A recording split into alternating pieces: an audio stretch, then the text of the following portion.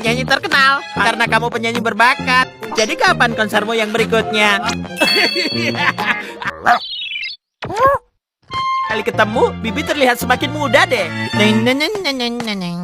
Mau tahu, kamu lihat Suneo tidak? Beraninya kamu meremehkan karya terbaruku. Bunga di sini setiap hari. Bibi, hari ini keriputnya makin banyak. Keriput? Sebentar. Gak usah, nanti telingaku sakit. Bilang terang-terangan di depan ibu.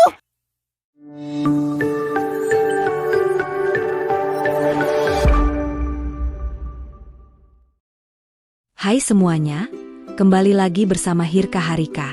Kali ini, Mimin bakal bawain alur cerita dari Doraemon yang berjudul Cara Jalan-Jalan di Dasar Laut tanpa harus berenang di laut. Dan gak usah berlama-lama lagi, inilah alur ceritanya. Di suatu hari, Nobita merasa gerah karena cuaca hari itu sangat panas. Tak berselang lama, Doraemon datang dengan membawakan sebuah paket. Paket itu berasal dari Suneo, di mana isinya adalah selebaran foto Suneo yang tengah liburan bersama Giant dan Shizuka. Nobita sudah menduganya, karena selama ini ia selalu tidak diajak oleh Suneo. Nobita berusaha menenangkan dirinya, bahwa ia tidak menginginkan hal itu. Namun nyatanya, rasa cemburu dan iri tetap ada di dalam diri Nobita. Nobita pun menyobek surat dan menangis di hadapan Doraemon. Di sini, Doraemon menenangkan Nobita, dan mengajak Nobita untuk liburan ke pantai tersebut. Aulanya, Nobita merasa ragu, karena ia tidak bisa berenang. Namun akhirnya, Nobita tetap meminta bantuan Doraemon agar ia bisa pergi liburan ke pantai. Saat itu, Doraemon mengeluarkan seutas tali. Menurut Doraemon, tali itu akan mengamankan diri mereka dari air. Dan saat itu, Nobita mencobanya menggunakan air keran. Ternyata benar. Saat Nobita menyemprot Doraemon menggunakan keran air itu pun terhalang oleh tali tersebut. Setelah itu, Doraemon dan Nobita langsung pergi ke pantai yang dikunjungi oleh Suneo. Saat sampai di pantai, Nobita dan Doraemon pun bersenang-senang. Saat itu, mereka melihat villa Suneo. Suneo, Giant dan Shizuka pun keluar dari villa dan hendak menaiki kapal pesiar. Di sini, Suneo lagi-lagi mengolok-olok Nobita dan membuat Nobita yang tengah menguping pun merasa sangat kesal. Untungnya, Doraemon dengan cepat menenangkan Nobita supaya tidak bertindak terlalu jauh. Setelah itu, Nobita dan Doraemon pun langsung memakai tali anti-air dan masuk ke laut. Di sini, mereka pun jalan-jalan di bawah air laut tanpa harus berenang. Nobita pun menjadi sangat bahagia. Saat itu, Nobita meminta Doraemon untuk memfotonya saat sedang menyelam. Awalnya, fotonya sangat jelek dan membuat Nobita sedih. Namun, Doraemon pun mengarahkan Nobita, hingga akhirnya, Nobita pun memiliki foto menyelam yang bagus. Setelah itu, Doraemon dan Nobita pun bersenang-senang bersama. Di sisi lain, Suneo dan yang lain tengah berjalan bersama menaiki kapal pesiar. Di sana, Shizuka melihat lubang besar yang dipakai oleh Nobita dan Doraemon. Sedangkan Suneo tengah menemui saudaranya dan meminta untuk mencoba mengendarai kapal pesiar. Saat itu, saudaranya menolak karena ia takut jika Suneo berbuat ulah dan dimarahi ayah Suneo. Namun, Suneo memaksa hingga akhirnya, mau tidak mau membolehkan Suneo mengendarai kapal pesiar. Dan tak lama kemudian, kapal mereka menabrak hingga akhirnya mereka tenggelam. Nobita dan Doraemon yang tengah bersenang-senang pun melihat Suneo dan yang lain tenggelam. Doraemon kemudian berinisiatif untuk membantu mereka dengan mengeluarkan kapal kertas ajaib. Saat itu, mereka pun berhasil diselamatkan dengan kapal kertas. Saat Suneo dan kawannya sampai di tepi laut, ayah Suneo kaget karena anaknya hanya menaiki kapal kecil. Sedangkan saat itu, ayah Suneo tengah bersama wartawan yang hendak melihat kapal pesiar milik ayahnya Suneo. Tentu saja, hal itu membuat ayah Suneo marah karena kehilangan kapal pesiar yang baru saja dibelinya. Melihat hal itu, Doraemon dan Nobita pun hanya bisa tersenyum getir melihat tingkah tersebut. Dan film berakhir. Terima kasih yang sudah menonton. Jangan lupa, bantu Mimin dengan klik like, subscribe dan nyalakan loncengnya, supaya tidak ketinggalan video lainnya. Kedua orang tua Sewasi terpaksa menerima Doraemon menjadi pengasuhnya karena mereka melihat jika Sewasi sangat menyukai Doraemon. Singkat cerita, kebersamaan Doraemon dan Sewasi pun berjalan sangat baik. Bahkan, mereka pun menjadi sangat dekat dan akrab. Singkatnya, Sewasi pun kini telah tumbuh besar dan masuk sekolah dasar. Saat itu, Sewasi ingin memberi kado Doraemon sebuah patung Doraemon. Namun, karena patungnya kurang bagus, ia meminta bantuan tikus robot untuk memperbaiki patungnya. Sayangnya, tikus robot justru langsung pergi ke Doraemon asli dan menggigit telinga Doraemon. Alhasil, Doraemon pun harus dibawa ke rumah sakit.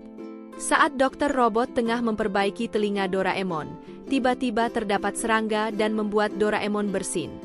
Karena Doraemon bersin, dokter robot kaget hingga membuat kesalahan. Saat itu juga, Dora Miyako datang dan hendak menjenguk Doraemon. Saat masuk ruangan Doraemon, Dora Miyako tertawa melihat penampilan baru Doraemon, di mana telinga Doraemon menghilang. Itulah mengapa tampilan Doraemon saat ini tidak memiliki telinga. Doraemon pun merenungi nasibnya dan merasa sedih.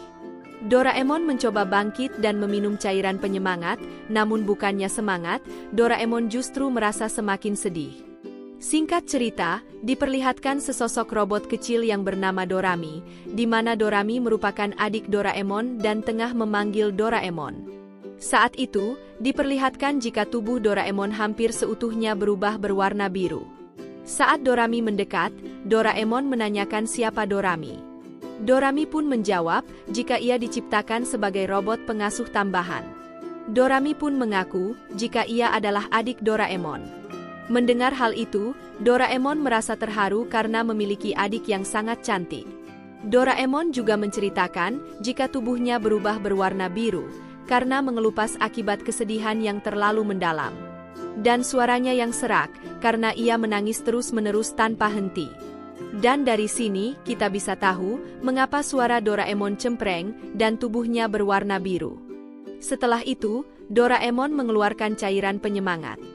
Ternyata, yang diminum Doraemon bukan cairan penyemangat namun Denko Sekka, atau cairan tanpa henti. Di mana Doraemon menjadi bergerak sangat kencang dan tanpa henti.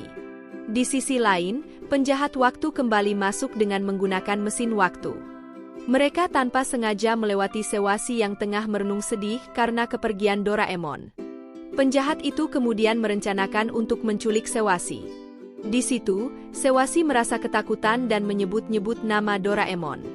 Doraemon yang tengah berlari tanpa henti melihat Sewasi yang tengah ketakutan pun langsung melompat dan masuk ke dalam pesawat. Akhirnya, Doraemon dan Sewasi pun bertemu kembali.